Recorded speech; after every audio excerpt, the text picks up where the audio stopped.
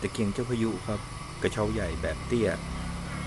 ไอด้าตากวางนัมเบอร์214ครับของเพื่อนสมาชิกเอามาทำระบบ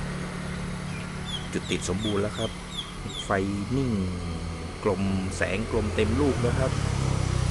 ไม่กระพริบครับลมเดินเสมอใช้งานได้ปกติแล้วครับถ่ายคลิปแจ้งแบ่งปันนะครับขอบคุณครับที่ติดตามคลิปจนจบ